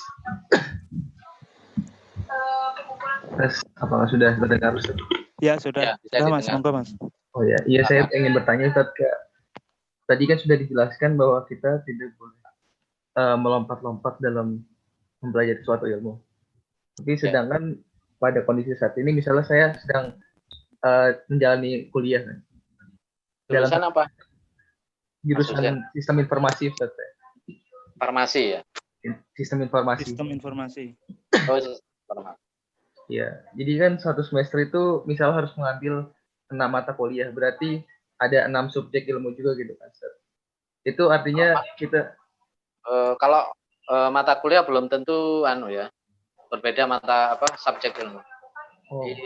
Bisa jadi itu satu subjek ya, satu subjek bisa jadi tapi dipecah menjadi mata kuliah kan gitu. Misalnya filsafat, ya tafsir, ya itu kan bisa dipecah lagi. Tafsir bisa dipecah-pecah lagi itu, ya menjadi beberapa, bisa menjadi 3 atau 4 mata kuliah bisa. Nah seperti itu. Tapi Imam Ghazali ini dalam konteks bicara ulumuddin ya, bukan dalam konteks bicara untuk yang ini ya, wadifah disiplin. Dalam konteks ulumuddin, tetapi juga relevan juga kalau misalnya dalam konteks ilmu yang ghairu ulumuddin, ghairu syariah misalnya gitu ya. Bisa juga. Ya itu tergantung kemampuan sebetulnya. Tergantung kemampuan. Ini apa istilahnya, kalau dalam konteks ulumuddin ya sampai selesai dulu. Kalau dulu kan belajarnya ini kitab ya, dulu itu kitab. Selesai satu kitab baru kitab yang lain. Asalkan itu ada urutannya. Kalau nggak ada urutannya boleh. Ya misalnya 6 mata kuliah itu tidak ada urutan itu. Ya, itu bisa. Yang kalau ada urutannya, nah itu jangan loncat-loncat. Nah, makanya di situ dijelaskan ilmu itu ada tartibnya, ada urutannya. Ya, mungkin itu seperti itu. Kalau dalam ilmu IT, Allah alam ya. Nanti, tapi saya kira relevan itu. Tidak loncat-loncat itu relevan dalam ilmu apapun bisa. Ya. Itu ya Mas Husin ya. Ya baik, terima kasih Ustaz. Oke. Selanjutnya Ustaz dari Mas Ahmad Nur Kolbi, KPI 75, monggo Mas untuk menyampaikan pertanyaannya sebelum nanti saya bacakan yang ada di chat.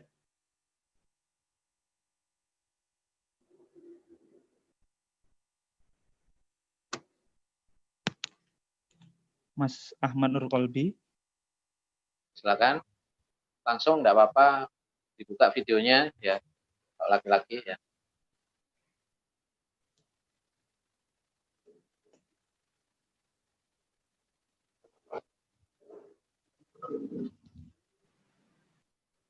Atau yang lainnya dulu yang siap. Sudah siap.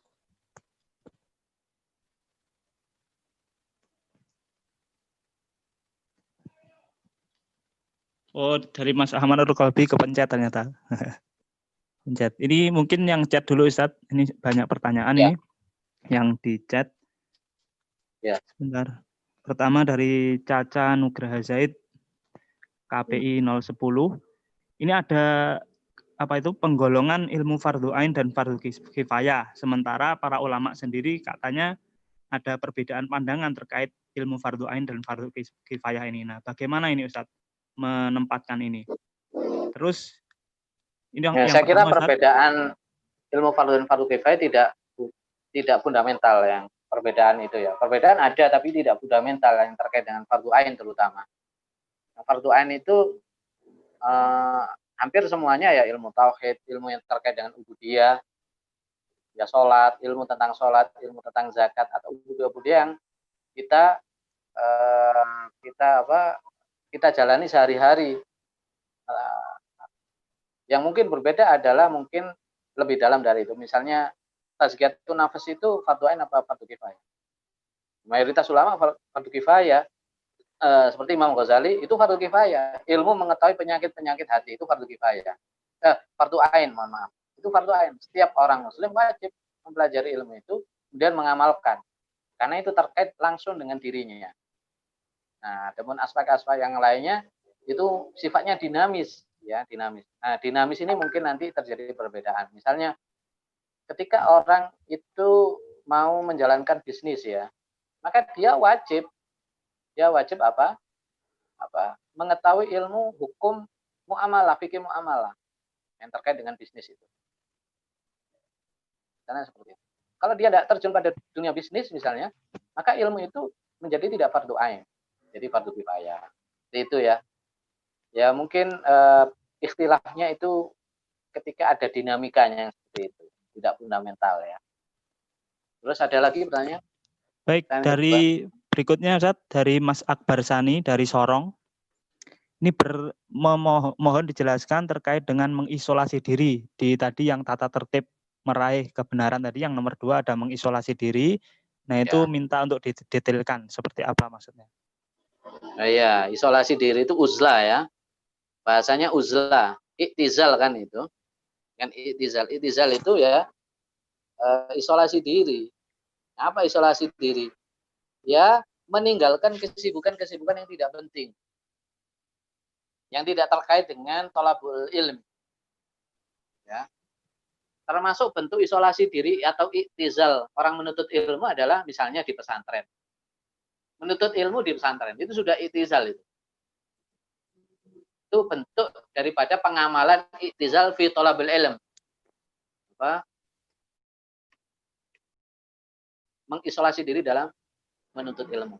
Bentuknya seperti di pondok pesantren. Ya. Kalau tidak di pondok pesantren berarti meninggalkan semua kesibukan duniawi. Itu maksud dari mengisolasi diri. Ya. Kemudian tiap harinya itu diisi dengan ubudiyah. Itu isolasi. Tiap hari itu isolasi. Ubudiyah. Baca zikir, baca Al-Qur'an. Kemudian evaluasi diri. Ya, dan seterusnya. Ya. Yang paling penting ketika isolasi diri membersihkan hati. Nah, itu kan dilakukan oleh Imam Ghazali, iktizal. Beliau meninggalkan madrasah Nizamiyah, pergi ke Syria. Di situ beliau menulis kitab Ihya Ulumuddin. Beliau iktizal, ya. tapi tetap bergaul dengan orang, tetap mengajar orang yang mau belajar sama beliau, tetap diajari, tetap ngajar. Bukan nutup di kamar, dikunci rapat, ya. Nah, itu isolasi diri dari corona itu. Begitu. Ya, isolasi itu meninggalkan perbuatan-perbuatan yang tidak penting. Jadi aktivitas tidak penting aja ditinggalkan, apalagi aktivitas yang dilarang. Nah, begitu ya. Seperti itu maksudnya. Ada yang raise hand kayaknya. Yang dari chat dulu, Ustaz nggih. Oke. Oh ya. Ini dari Friane Aurora dari Tangerang Selatan. Bertanya, apakah memilih guru atau tempat belajar sesuai kecenderungan dan karakteristik belajar kita itu bisa dianggap kita itu beradab? Terus meminta petunjuk bagaimana sebaiknya cara seorang pelajar memilih guru. Seperti itu, Ustaz. Ya, itu dijelaskan dalam kitab Ta'lim ya. Bagaimana kita mencari guru. Pertama, ya, apakah guru itu mengamalkan agamanya di situ? Tuh, ya. Yang kedua, apakah guru itu menguasai ilmu yang akan kita gali? Berkuasa enggak? Punya otoritas enggak? Seorang guru tersebut. Orang dulu itu kalau belajar itu kan langsung mulazamah ya. Orang kita kalau belajar fikih langsung kita datangi ahli fikih. Kita mau belajar tafsir, langsung kita datang kepada ulama ahli tafsir seperti itu. Ya. Nah, itu orang dulu itu sampai meneliti itu sampai 30 hari ada yang seperti itu.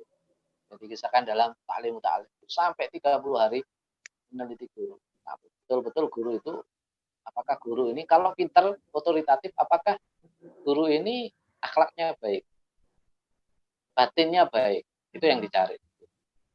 Ya. Jadi bukan berdasarkan apa pilihan-pilihan kecenderungan pribadi ya. Yang pertama adabnya lah, paling tidak adabnya atau istilahnya orang soleh gitu. Orang soleh beradab itu sudah cukup. Ya, soleh, beradab, pinter, sudah cukup. Orang itu beradab enggak? Kalau enggak beradab, udah enggak usah. Cari yang lain yang beradab. Soleh enggak? Ya. Oh ternyata dia pinter, tapi sholatnya pernah bolong. Nah, misalnya begitu. Pernah meninggalkan sholat. Atau pernah melanggar syariat tertentu misalnya.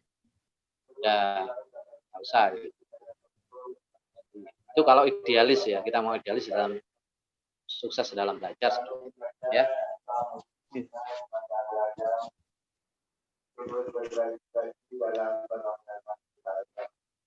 Silakan lanjut Mas Arifah.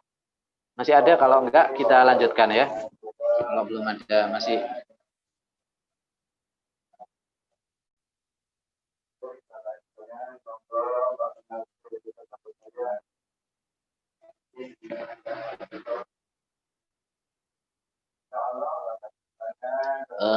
Kalau enggak ada pertanyaan, kita sampai slide ke 25 ya.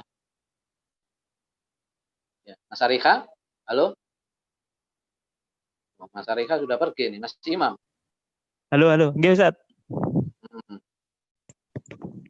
Kalau nggak ada, kita lanjut ke slide 25. Kalau nggak ada pertanyaan.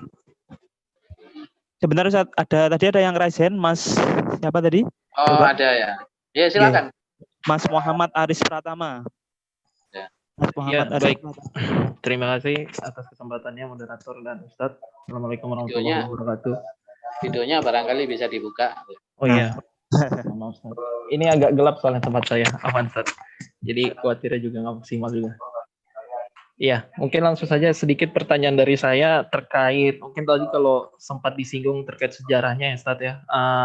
Dari Imam Al-Ghazali ini yang menarik oleh saya adalah ketika mempelajari tentang beliau ini, apa yang akhirnya mengakibatkan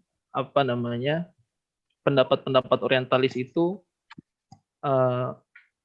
yang menganggap bahwa otoritas yang telah dilakukan Imam Al-Ghazali ini menyebabkan dekonstruksi justru ya seperti itu ya, dekonstruksi terhadap kemunduran pengetahuan Islam. Nah itu kalau boleh dijelaskan itu sebenarnya faktor apa itu Ustaz? Nah kemudian adapun kalau misal memang ada dekonstruksi di sana, apakah ada salah satu karyanya yang memang menjadi dasar sehingga akhirnya muncul statement-statement dari para orientalis itu, Ustaz? Apakah dari segi apa juga yang akhirnya menyebabkan hal itu muncul? Kurang lebih seperti itu, Ustaz. Ya, biasanya begini, orientalis atau juga sarjana muslim ada juga yang mengkritik hampir sama dengan orientalis itu ya. Karena dianggap Imam Ghazali terlalu terpaku pada tasawufnya.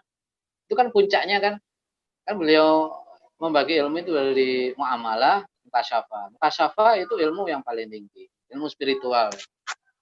Jadi dianggap Imam Ghazali kalau baca Ihya itu kan kitab akhirnya kan Munjiat. Itu kan terkait dengan hati. Ya, taubat, tawakal, ya, akhlak-akhlak batin. Bagaimana mencapai spiritual tinggi, ya. Kemudian ditutup dengan zikrul maut, cerita alam-alam yang alam setelah mati itu bagaimana. Jadi dianggapnya Imam Ghazali terpaku di situ, sehingga bagi mereka hal-hal begini tidak bikin maju, Akhirnya orang sibuk membersihkan hati, tapi tidak sibuk mengembangkan ilmu pengetahuan. Padahal tazkiyatun nafas, membersihkan hati, meningkatkan spiritual, itu landasan utama sebelum dia maju terbang, mendalami, menyelam ke dalam air laut ilmu-ilmu pengetahuan. Nah, baru itu landasan pertama. Setelah itu silakan menyelam sejauh-jauhnya atau terbang setinggi-tingginya untuk itu. Jadi ilmu tasawufnya itu yang dianggap membuat orang itu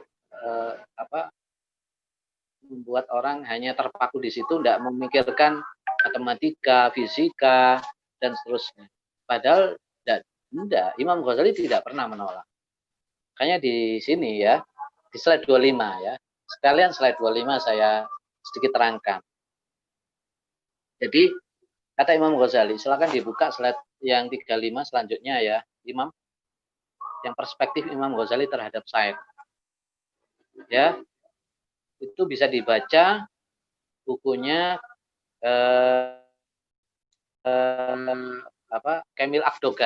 Semil Akdogan, itu sejarah sains Islam. Juga saya baca di kitab Imam Ghazali juga, kata beliau, ilmu aritmatika, ilmu geometri, ilmu matematika nggak mungkin ditolak, nggak mungkin manusia tolak. Ya. Jadi nggak mungkin. Kalau menolak ilmu ini berarti salah, katanya.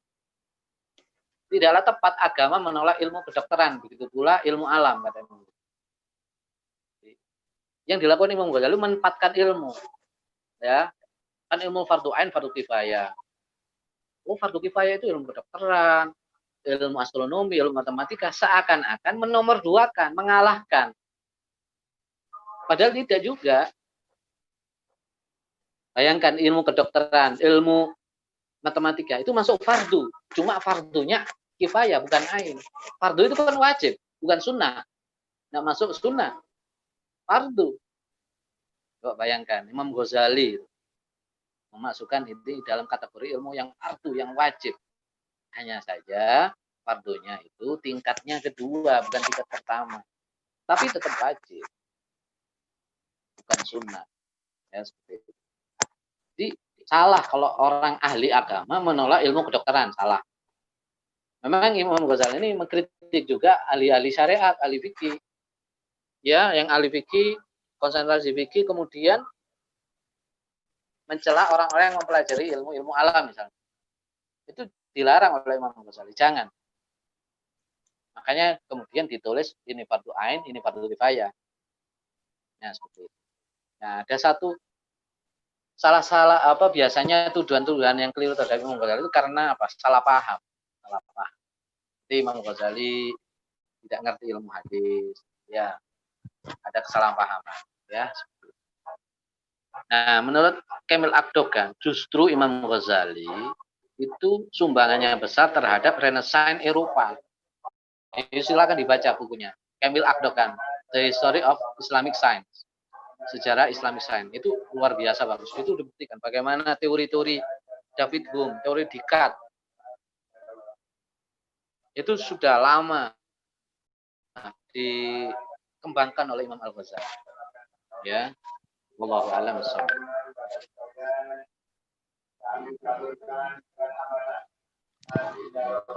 Lanjut Ustaz, pertanyaan lagi. Oke. Tadi ada yang raise hand, Mbak Nur Aini nomor 041. Masih bergabung? Mbak Nur Aini.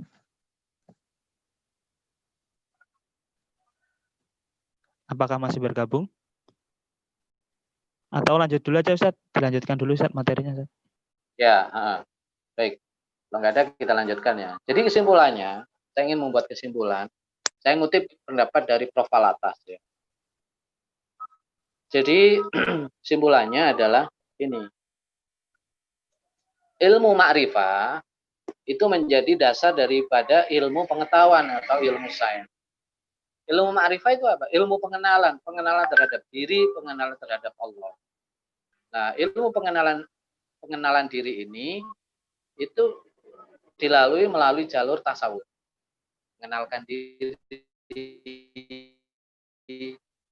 ilmu kenal diri, kenal kepada Allah, ya, itu tasawuf menjadi dasar dari ilmu pengetahuan atau ilmu pengetahuan. Ilmu pengetahuan itu sains. Ya. Jadi sehingga slide ke-26 saya buat struktur seperti ini. Nah, kalau sekarang kan kita sering dengar integrasi ilmu ya. Ghazali sudah lama itu sudah canggih berbicara tentang integrasi ilmu. Nah, ini di sini konsep integrasi ilmu Al-Ghazali ya. Model kesepaduan ilmu dalam kitab Ihya Ulumuddin. Jadi ilmu fikih, ilmu kalam, ilmu filsafat, ilmu sains itu semuanya harus berdasarkan apa? Metafisika tasawuf. Metafisika dasar Islam. Semua harus berdasar situ, ya. Kemudian ilmu fikih, ilmu kalam, ilmu sains itu ilmu muamalah semua. Ilmu zahir. Nah, ini kalau ilmu muamalah ini mau fikih, mau kalam, mau sains, kalau dasarnya adalah metafisika tasawuf, itu bisa menghantarkan seseorang akan sampai pada puncak ilmu yaitu mukasyafah. Ya, Ihya itu ditulis dalam rangka ilmu fikih, ilmu kalam, ilmu sains itu ilmu muamalah. Jadi semua supaya sampai pada mukasyafah. Tapi mukasyafah ini tergantung dari hidayah Allah. Tergantung petunjuk Allah. Kalau Allah menghendaki diberi, kalau enggak diberi. Ya. Sehingga harapannya nanti itu adalah ada ahli fikih yang sufi.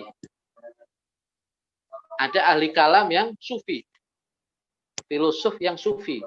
Saintis yang sufi. Jadi, seorang saintis itu bisa berpeluang menjadi seorang yang tinggi derajatnya di sisi Allah.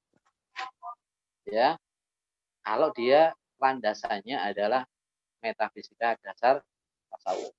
Wallahu a'lam bishawab.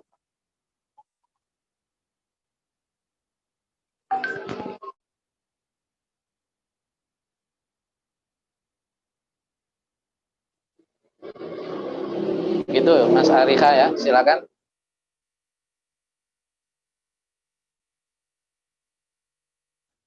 Mas Arika masih ada?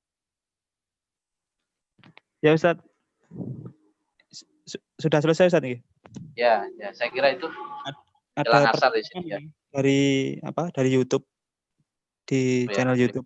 Satu pertanyaan dari Hida Ignasia.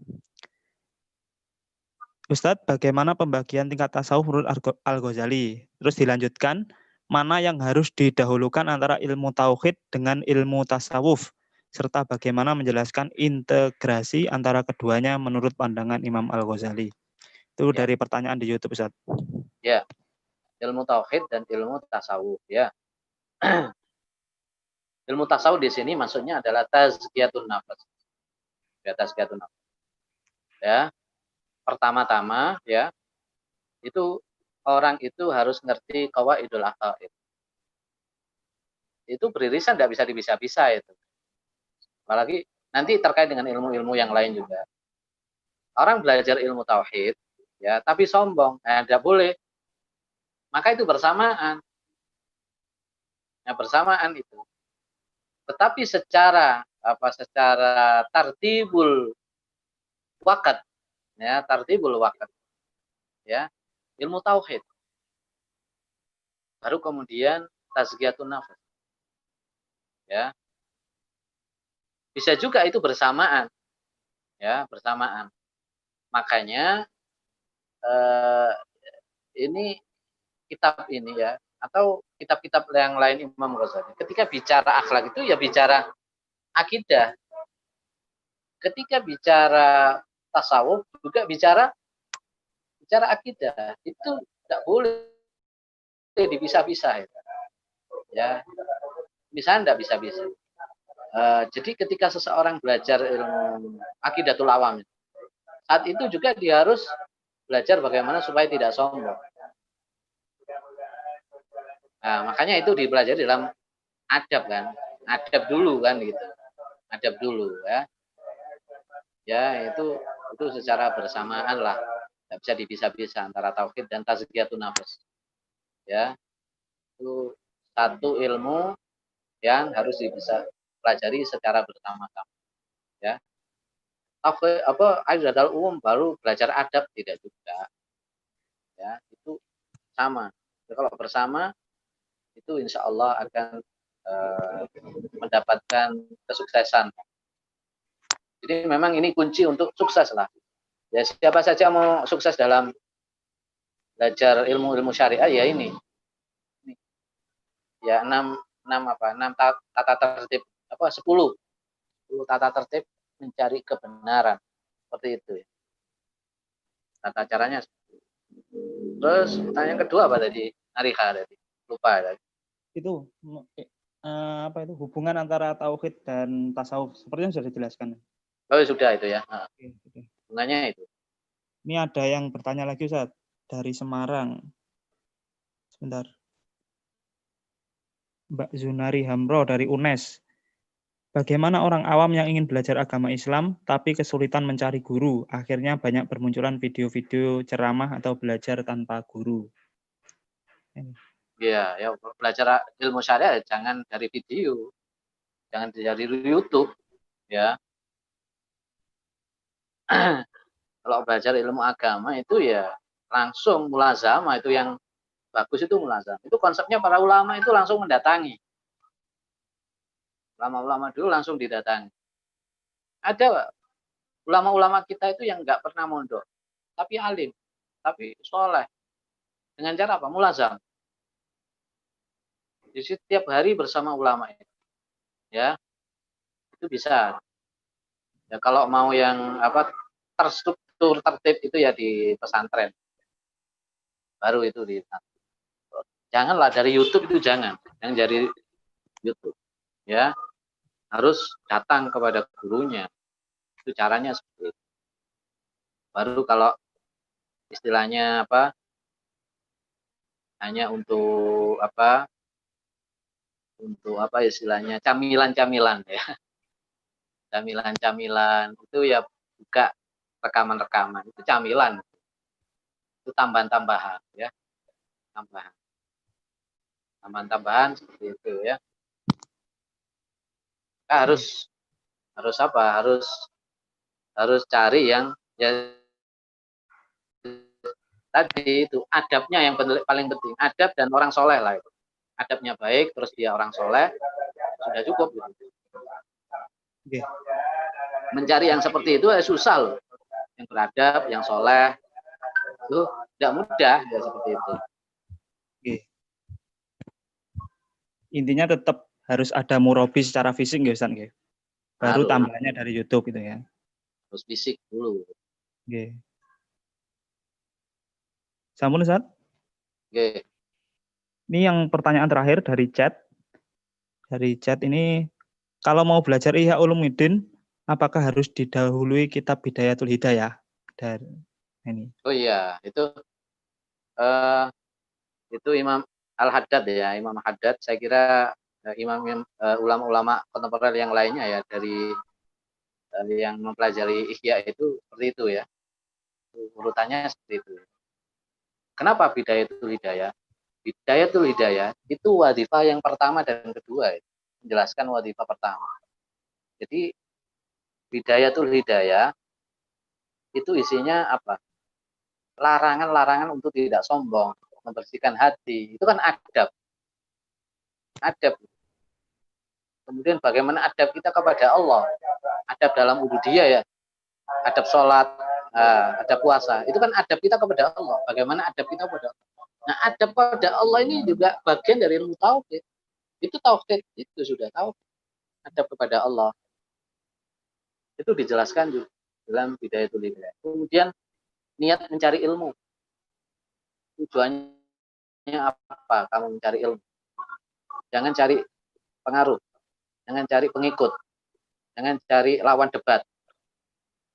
Kalau kamu mencari ilmu, tujuannya mencari lawan debat, menyaingi teman, maka faqad hadama minat. Itu sama saja Anda merontokkan fondasi agama. Kita ikut-ikut merontokkan agama. Merusak agama. Nah, itu tidak boleh. Nah, makanya Imam Al-Haddad mengatakan hidayah itu hidayah dulu, setelah itu Ihya Ulumuddin. Ihya Ulumuddin itu luar biasa kalau sudah sampai selesai khatam. Itu sampai pada metafisika. Nah, itu kalau selesai Ihya Ulumuddin kemudian baca Prolegomena Alatas itu enak. Alurnya itu tinggal jalan. Pelajarinya seperti itu. Saya kira itu Narika ya. Ustadz, ini terakhir Ustadz. Ada tambahan terakhir. Mungkin masih ada ya. Ya boleh lah. Dari Mbak Istiqomah, dari mahasiswa Unjani.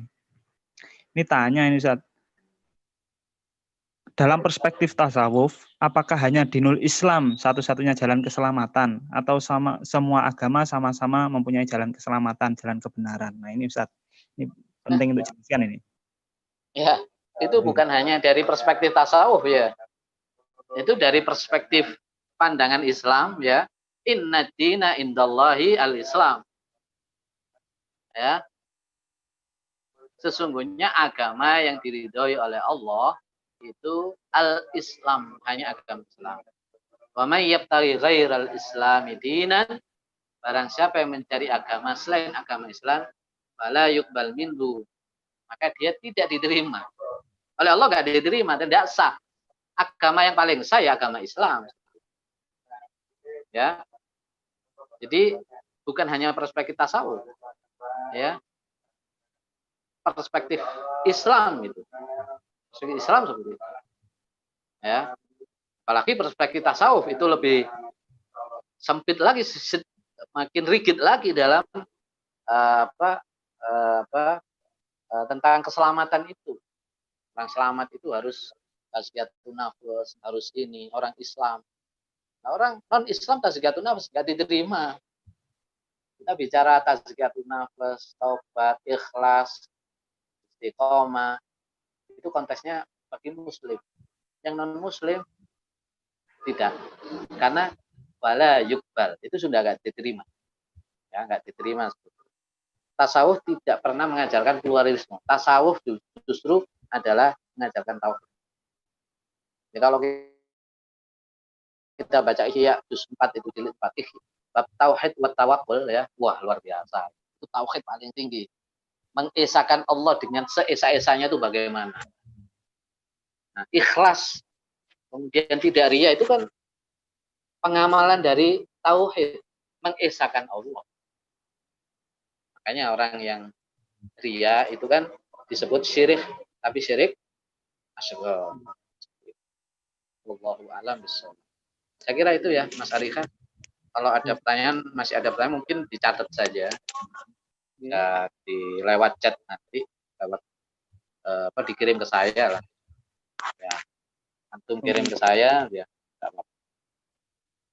Silakan ditutup. Ya.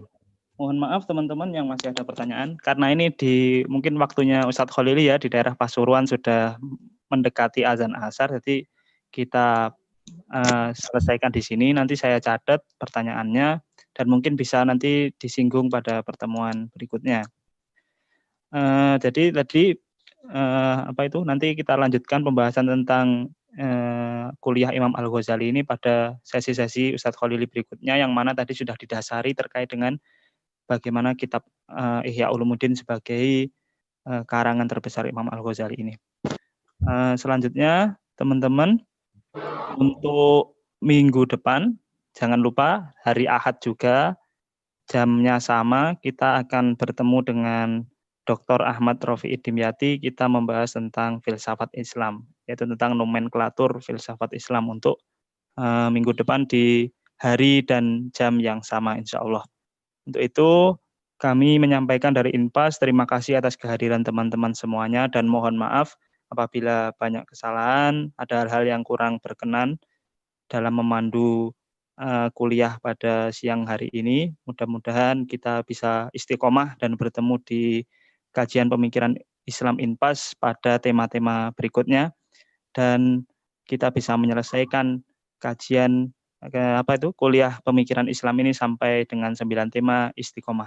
Terima kasih atas kehadirannya teman-teman, mudah-mudahan istiqomah. Wabillahi taufiq wal hidayah wal afu minkum. Wassalamualaikum warahmatullahi wabarakatuh. Waalaikumsalam Waalaikumsalam warahmatullahi wabarakatuh. wabarakatuh.